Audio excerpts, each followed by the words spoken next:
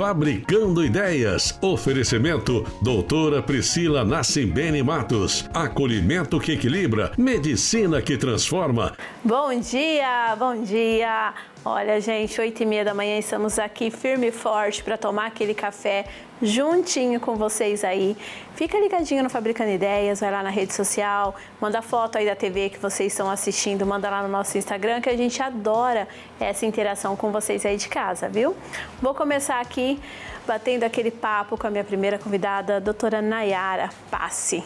Ela que ensina tanto pra gente, que tem aquela... como que é, doutora? Bom dia. Bom dia. Como que é humano, ser humano, como que é?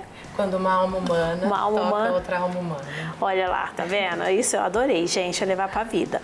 E ela vai falar um pouquinho pra gente hoje, continuar o assunto sobre, né, os cuidados paliativos aí. Posso começar? Pode. Vamos lá. Cuidados paliativos são só para idosos ou para o fim de vida, ou para pessoas mais novas? E aí?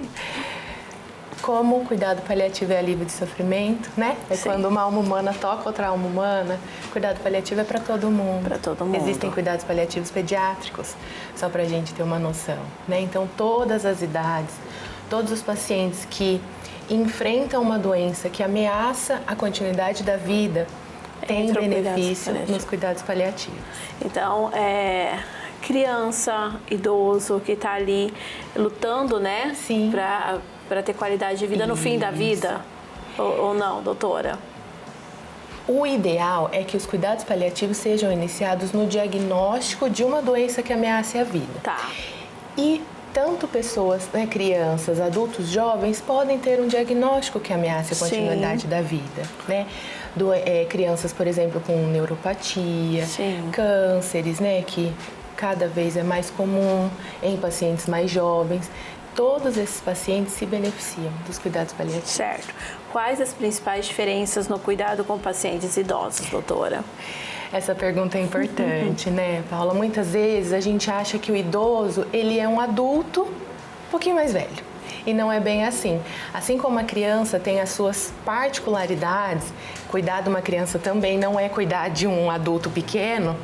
Cuidar de idoso é entender que o idoso, ele tem as mudanças próprias do processo de envelhecimento, que são diferentes em cada idoso, dependendo dos hábitos, dependendo, né, de como esse idoso viveu a vida. E o idoso, ele tem o que a gente chama de capacidade intrínseca, que é o quanto que o corpo daquele idoso consegue lidar com adversidades, com infecções, com internações, e com certeza é diferente do adulto. Certo.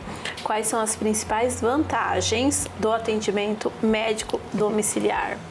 Quando a gente fala de atendimento domiciliar, eu fico super feliz, porque eu vejo muito propósito, eu vejo muito cuidado, eu vejo uma atenção muito especial, porque no hospital é tudo tão diferente, né? O clima hospitalar, né? O clima, o ambiente, para o idoso mudar da rotina, sair do seu espaço, isso já é algo assim que mexe muito, que faz diferença até no tratamento, que é fator de risco para algumas, né, alterações.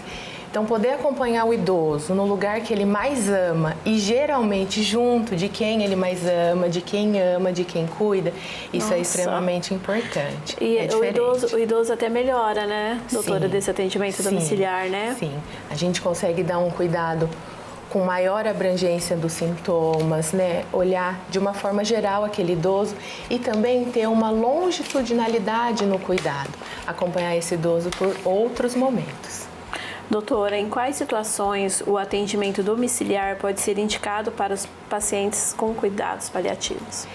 Geralmente, o atendimento domiciliar, ele é mais indicado em momentos em que o idoso ou o paciente em cuidados paliativos tem uma certa dificuldade de funcionalidade, né? Principalmente de mobilidade, ou muitas vezes está muito sintomático, com dor, com desconforto. Então, levar o cuidado, o atendimento até a casa do paciente é a essência do cuidado paliativo, que é o alívio de sofrimento. É muito bonita a sua profissão. Obrigada, É muito Paula. linda. Gente, olha, eu tenho que agradecer pelas informações e vai aí mandando as suas dúvidas, porque esse é um assunto, a gente tem muito público aí idoso, né? Então, pode ser sua dúvida aí de casa, então vai mandando para a doutora ir respondendo. Se não der tempo aqui no programa, a gente envia para ela coloca no Instagram pra gente, né? Mas em algum lugar nós vamos estar ali respondendo as suas perguntas, viu? Muito obrigada, doutora. A criança, muitas das vezes, ela está desenvolvendo as habilidades motoras. Então, quando a gente diz em termos de reabilitação ou habilitação, a gente está habilitando ela a desenvolver esse desempenho motor da maneira mais adequada possível. Quando a gente pensa numa reabilitação é quando a criança já tem um papel, já tem uma função e ela por algum motivo, uma queda, uma fratura, uma talvez cirurgia, ela perde aquela habilidade que ela havia ganhado. Na Clínica GIS nós temos profissionais capacitados para avaliar e intervir para auxiliar as demandas tanto familiares quanto do próprio indivíduo. Lembrando que as crianças, o principal papel delas hoje é o brincar. E nós queremos que elas participem cada vez mais e estejam aptas para o desenvolvimento motor. De qualquer forma, estamos à disposição de vocês, então entre em contato e nos faça uma visita.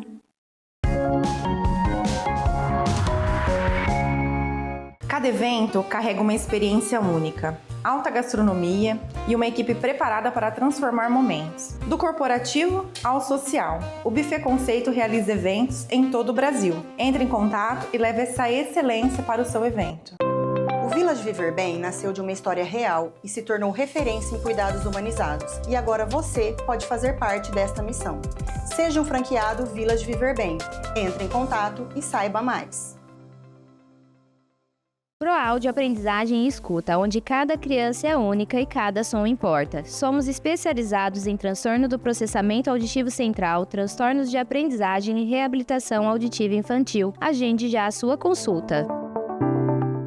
A missão do GIS é essa: criar um espaço alegre, divertido, prazeroso, onde a criança poderá crescer e se desenvolver com autonomia e independência. Com a maior e a bem mais equipada sala de integração sensorial de São José do Rio Preto. Eu sou a Paula Alonso e quero te convidar para todo sábado ficar aqui ligadinho no programa Fabricando Ideias, com os melhores assuntos e especialistas aí do nosso Noroeste Paulista. Então temos um encontro marcado.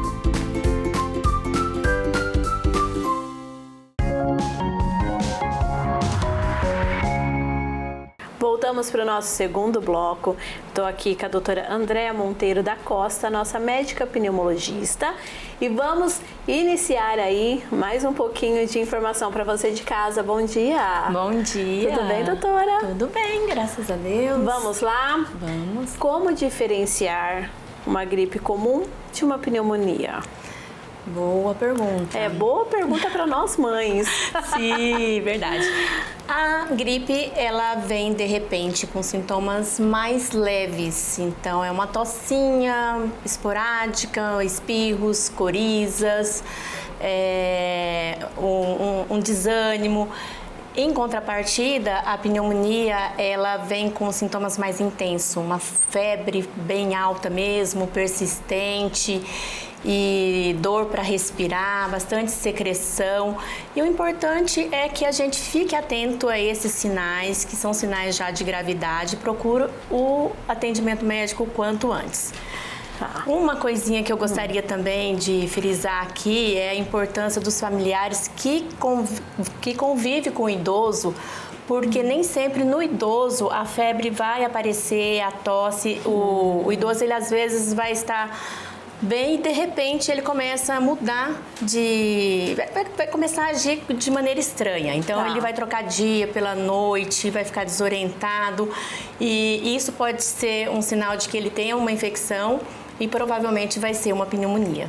Nossa, que bacana, né? Muda então, não é o mesmo sintoma. Por que ainda morrem tantas pessoas de pneumonia, doutora? Não existe tratamento? Existe tratamento?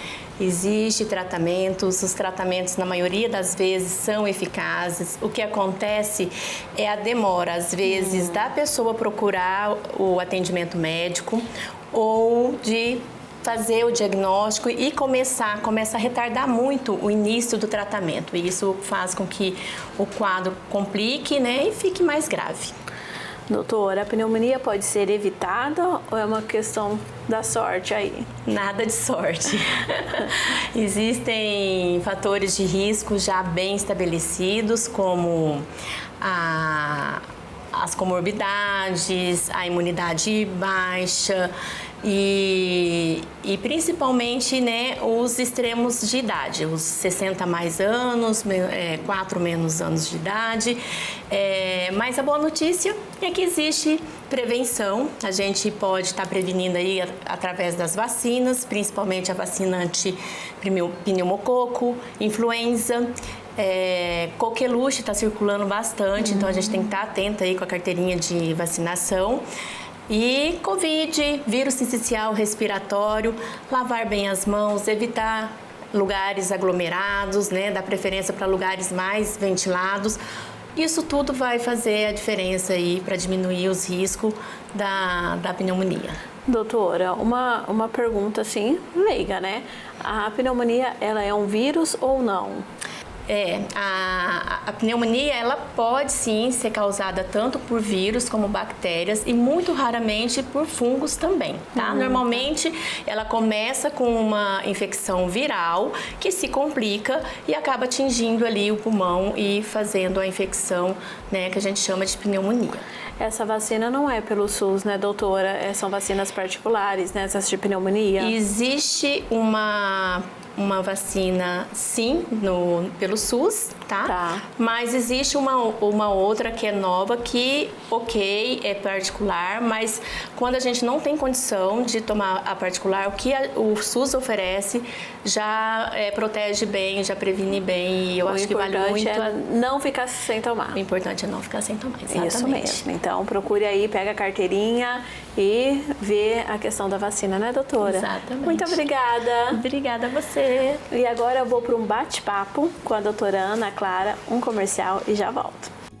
Doutora Ana Clara, que delícia estar aqui no seu espaço, a gente batendo esse papo delicioso, é muito gostoso aqui. Seja muito bem-vinda, Paula. Estamos sempre para receber você. Olha que entra aquela paz, muito gostoso. Gosto assim, que fica bem à vontade. Sim. Vamos lá, doutora. Vamos lá. Quando devo procurar um reumatologista? Quando tá com aquela dor que fica falando, ai, que dor lombar, que dor os antigos falam dor nos quartos, né? Dor nas cadeiras. Vai colocando onde é a dor, mas é aqui atrás. E dor lombar, apesar de ser muito comum, a gente tem que ficar atento com alguns sinais de alarme, né? Porque nem sentir dor, eu sempre gosto de reforçar que não é normal, né? Ainda mais dor lombar. Então, a dor lombar, ela pode ter inúmeras causas, mas nós temos que ficar atento, afinal, algumas doenças reumáticas podem inflamar, machucar e causar sequelas na nossa coluna, como é o caso das espondiloartrites, que na principal representante é aquela chamada espondilite anquilosante. Então, tem sinais de alarme, Paula. Então, aquele paciente que tem dor lombar, uma dor que persiste ali já 3 meses, ainda mais se iniciou antes dos 45 anos de idade, tá? Então, essas dores, né, podem acontecer em adolescentes, adultos jovens, adultos, só que muitas vezes é banalizado, não é investigado adequadamente e esse quadro vai se arrastando. Vai evoluir. Então, o ideal é dor lombar persistente, mais de 3 meses, que começou antes de 45 anos de idade, uma dor que te acorda à noite de tão forte, tem que investigar. Tá, mas ela afeta só essa região lombar ou afeta outros lugares? Ela afeta outros lugares, Paula. É que geralmente ela inicia numa região que na verdade fica abaixo da nossa coluna lombar, mas muitas vezes a dor é percebida na região lombar. A gente fala que é uma dor lombar baixa, ali naquela região do bumbum, onde fica a nossa articulação sacroilíaca. Então ela é entre o quadril e a coluna lombar. É ali que inicia, mas ela não para por aí, geralmente é onde ela inicia. Além dela afetar toda a nossa coluna, ela também acomete outras articulações do nosso corpo e outros órgãos, como é o caso dos nossos olhos.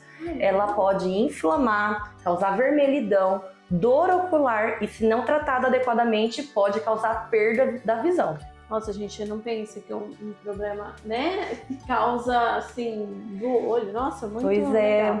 Existe tratamento para a espondilite?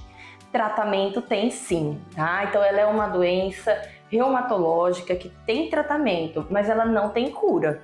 Então, é uma doença que é necessário o acompanhamento periódico, ajuste, e geralmente os tratamentos são feitos com medicações imunomoduladoras, que vão atuar lá na nossa imunidade para reduzir a inflamação ali naqueles locais que a doença está afetando.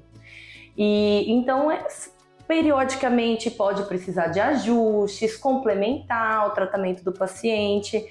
E não é só medicação, também é importante fazer fisioterapia, atividade física, lembrar da alimentação e aqueles pontos mais importantes, né? O resto das atividades aí é muito importante, né, doutora? Muito. Doutora, muito obrigada. Imagina, Paula, é um prazer te receber. Venham também na clínica da doutora, marca seu horário e vem, né, sentir dor não é normal, que a doutora vem falando pra gente. Isso aí.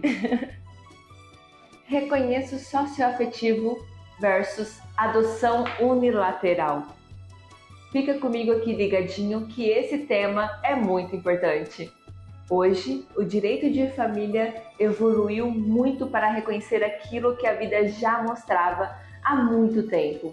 Pai e mãe não são apenas vínculos biológicos, são vínculos construídos no dia a dia. Isso fica muito evidente quando um dos genitores simplesmente desaparece da vida da criança. Neste espaço vazio, muitas vezes surge uma figura que assume tudo, cuida, educa, protege, está presente, e aí nasce o vínculo socioafetivo. A jurisprudência atual é firme neste sentido. O afeto gera efeitos jurídicos. O reconhecimento socioafetivo permite que esse vínculo seja formalizado sem necessariamente excluir o genitor biológico, ou seja, a criança pode ter mais de um vínculo parental reconhecido. Mas existe uma outra via, a adoção unilateral. E aqui está a grande diferença. Na adoção unilateral, há uma substituição. O genitor ausente perde o vínculo jurídico, inclusive direitos e deveres. E o adotante assume integralmente a posição de pai ou mãe. Então, não é apenas uma escolha emocional, é uma escolha jurídica, estratégica. Manter o vínculo biológico e somar o socioafetivo? Ou romper definitivamente com quem é aquele que foi ausente? A resposta certa sempre deve ser e passar sempre pelo único critério, o melhor interesse da criança. E é exatamente isso que a jurisprudência mais recente vem reforçando. Aliás, o direito de família e o nosso poder pátrio cada vez mais lindo em dizer que sempre vamos optar pelas nossas crianças. Descomplique sua contabilidade. Com mais de 20 anos de atuação, na Contabicon você tem suporte completo para sua empresa crescer com segurança. Entre em contato e agende a sua visita. Oi, eu sou a Brígida, neuropsicanalista. Ansiedade, pânico e oscilação emocional persistente configuram um sistema nervoso em desregulação. Esse padrão pode ser reorganizado. Se você está vivendo esse momento, fale comigo. Eu sou a Paula Alonso e quero te convidar para todo sábado ficar aqui ligadinho no programa Fabricando Ideias, com os melhores assuntos e especialistas aí do nosso Noroeste Paulista. Então temos um encontro marcado.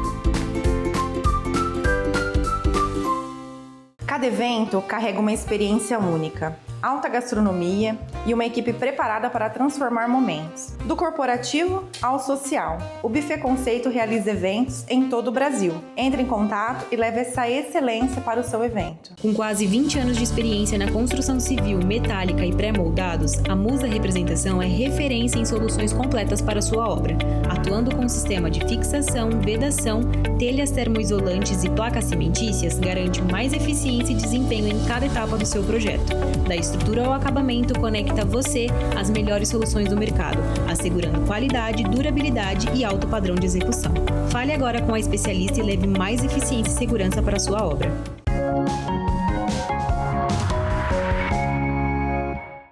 Voltamos para o nosso último bloco e agora nós vamos conversar com a Isabela Pinheiro, a nossa nutricionista. Bom dia! Bom dia! Comer com equilíbrio, será que dá certo? Vamos ver? Vamos! O que você diria que é o principal erro, Isabela, para emagrecer depois da alta da nutricionista? Para continuar, é difícil, hein? Para manter o resultado, eu falo que é mais difícil. Muito mais. Porque muitas vezes o pessoal encara o processo como um período em que vai fazer restrição e quando recebe a alta nutricional, esquece tudo que fez. Tudo que ajudou a emagrecer, deixa de fazer. E é justamente o contrário. A gente tem que continuar aquilo que fez o emagrecimento acontecer. É assim que se faz a manutenção e é por isso que é o mais desafiador. Para receber uma alta nutricional, demora bastante, porque é a cabeça principal, né? A mente da gente de seguir. Então, ficam 6 meses fazendo um tratamento para ser eficaz ou mais? Depende muito da quantidade de peso que a pessoa quer perder e de como é o desempenho dela ao longo do processo. Tá. Mas geralmente é quando ela atinge ali o objetivo, 3 a 6 meses. Tá.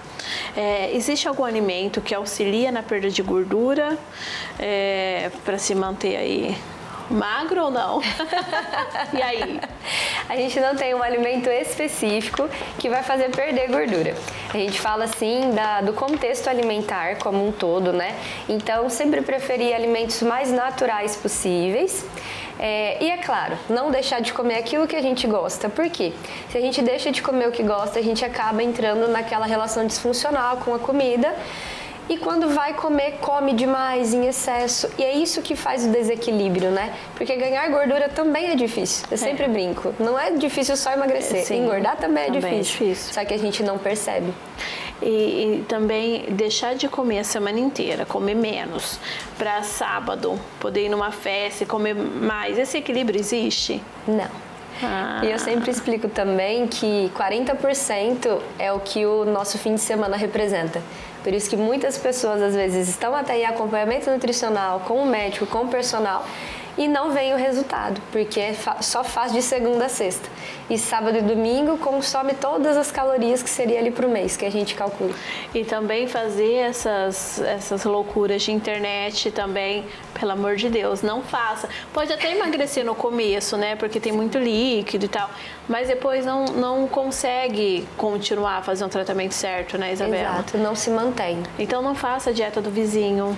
Né? Não tome o medicamento do vizinho, né, Isabela? O que serve para um não serve para o outro. Não serve para o outro, a gente sempre fala isso. Só comer menos é o que garante o emagrecimento? Nem sempre. Dentro do consultório eu sempre explico que a qualidade do alimento é mais importante do que a caloria isolada. Então a gente vai ver mais uma vez o contexto e aí tem gente que fala até, nossa, Nutri, como você é chata, porque nunca tem uma resposta exata. Eu falo, realmente não temos uma resposta exata porque cada pessoa é de um jeitinho e cada um vai estar no contexto, vai precisar de um alimento. Eu, por exemplo, sou alérgica à lactose, eu não posso consumir leite. Quem não é, pode consumir tranquilamente, para essa pessoa vai ser saudável. Para mim, não. Então, tem todas essas questões, esses poréns, que a gente precisa avaliar e fazem parte de um contexto de emagrecimento. E também como é a vida, né, daquela pessoa. Se é uma pessoa totalmente sedentária, não adianta só ela parar de comer. Exato. Né? Porque tem que ter aí atividade física, né? Tem outros poréns, né, Isabela? Regular sono, controle de estresse. Para quem quer começar agora, fala, não, agora eu vou. Qual o primeiro passo? Primeiro passo, eu diria que é procurar uma Nutri. Exato. Não tente fazer sozinha, porque às vezes a gente fica sofrendo à toa, quebrando a cabeça. Mas, acima de tudo, buscar equilíbrio, entender qual emoção tem afetado. O que te levou a ganhar esse peso? Porque muitas vezes a gente quer ir naquilo que é o mais óbvio. Eu só vou parar de comer. E às vezes o que a pessoa precisa não é nem a restrição, não é nem reduzir calorias, e sim aprender a se alimentar de forma equilibrada. É isso, muito obrigada. Eu agradeço.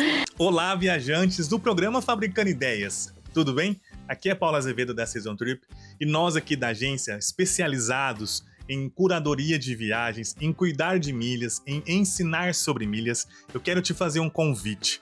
Você que não conhece a Amazônia, nós estamos formando um grupo de expedição para conhecer a Amazônia em outubro deste ano e com grandes surpresas. Eu fiz esse roteiro ano passado, eu fiquei 12 dias na Amazônia realizando um sonho e nós conhecemos 3 grandes espaços, né? A Amazônia, só para quem não sabe, é conhecida por grandes ilhas. Então nós conhecemos o lado do Presidente Figueiredo, Manaus e outra região de Anavilhanas, onde fica Novo Airão.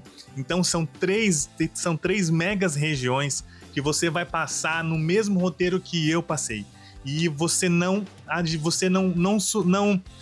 tem a noção o quanto isso vai ser surpresa para vocês e quantas pessoas isso vai ser um custo muito acessível para todos. E você pode usar as suas milhas para comprar o seu aéreo. Então eu te convido, você que não conhece a Amazônia, vem conhecer a Amazônia com a Season Trip, aonde eu estarei com vocês e tem promoção ainda e vai ter oferta para quem indicar amigos e pode sair de graça a sua viagem. Então, vem conhecer a Amazônia com a Season Trip. Pensou em viajar? É só me chamar. Bom dia, pessoal. Bom dia, Paula, todos que estão nos assistindo. Olha, a Paula me contou que tem chego muitas perguntas a respeito da fibromialgia e as mudanças com a lei que passou a valer agora em janeiro de 2026. Então, como que funciona? Como faz para conseguir os benefícios, né, que agora estão resguardados com a nova lei? Bom, quando nós temos o diagnóstico da fibromialgia, que é feito pelo reumatologista, então é importante, nessa consulta com o reumatologista, já pedir que ele elabore um relatório falando sobre a sua doença, sobre como essa síndrome, que é a fibromialgia, afeta o seu dia a dia, como ela pode piorar de acordo com algumas atividades do trabalho do paciente, o quanto isso impacta na vida do paciente. Além do mais, descrever os tratamentos que esse paciente está utilizando ou que já utilizou anteriormente. A partir daí, é feita uma avaliação desse paciente por uma equipe que nós falamos que é multiprofissional. Então, são várias áreas, desde assistente social, psicólogo, médico perito, que em conjunto, eles vão avaliar o quanto essa doença tem afetado a vida desse paciente. A partir daí, eles vão, então, dar continuidade ali e prosseguir com os benefícios do paciente. Mas, para isso, é necessário não só o laudo do reumatologista, mas também é importante essa avaliação multiprofissional que é feita ali pela própria equipe. O declínio androgênico não é apenas hormonal, mas uma alteração no eixo de ação. A redução da testosterona impacta circuitos ligados à iniciativa e à sustentação de esforço. O que se observa não é só cansaço, mas uma perda de vetor, dificuldade para iniciar e manter direção. Há comprometimento de vias dopaminérgicas associadas ao drive e ao engajamento cognitivo. Com o tempo, isso se traduz em menor assertividade e um funcionamento mais reativo. Quando esse padrão é reconhecido, é possível reorganizar o sistema e recuperar consistência. Eu vou ficando por aqui. Tá acabando o Fabricando Ideias de hoje, mas a gente pode continuar juntas lá nas nossas redes sociais, nos nossos canais aí, pra gente se comunicar essa semana. E sábado que vem estarei aqui. Um grande beijo, um ótimo final de semana. Fique com Deus. Tchau, tchau.